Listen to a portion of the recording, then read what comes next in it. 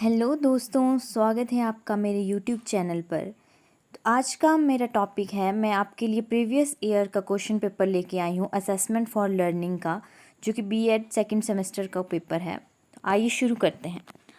सबसे पहले लिखा हुआ है कि section A will consist of 8 short answer type questions, 2 marks each.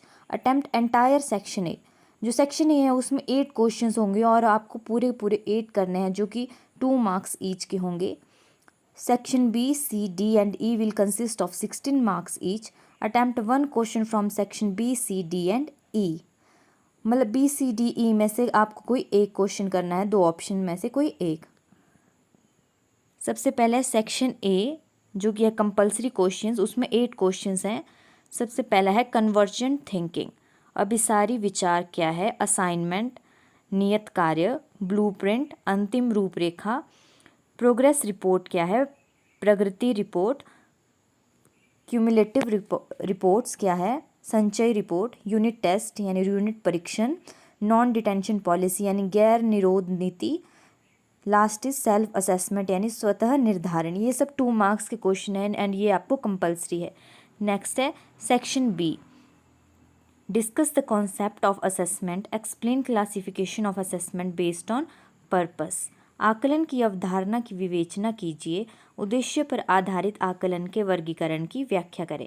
इसके ऑप्शन में है what is continuous and comprehensive school based assessment, explain it's needs in detail. सतत और व्यापक स्कूल आधारित आकलन क्या है, इसकी आवश्यकता की विस्तार से व्याख्या कीजिए। इन दोनों में से आपको कोई एक करना है।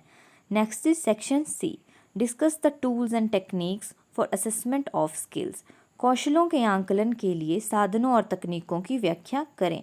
ऑप्शन है explain the types and levels of cognitive learning, संज्ञानात्मक अधिगम के प्रकारों और स्तरों की व्याख्या कीजिए। सेक्शन डी में पहला क्वेश्चन है discuss the guidelines for construction of test items, administration and scoring, परीक्षण वस्तुएं, प्रशासन और स्कोरिंग के निर्माण के लिए दिशा निर्देशों की विवेचना कीजिए।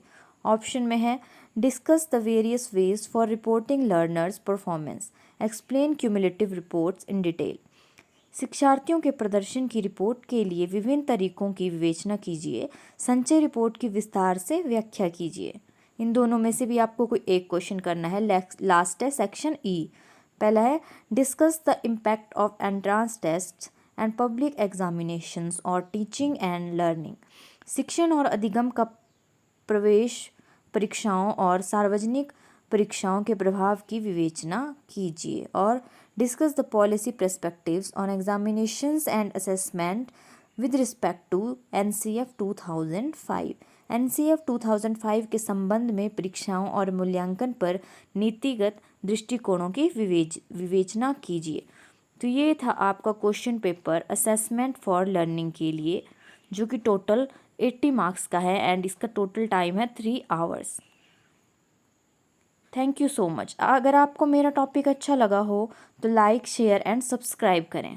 Thank you.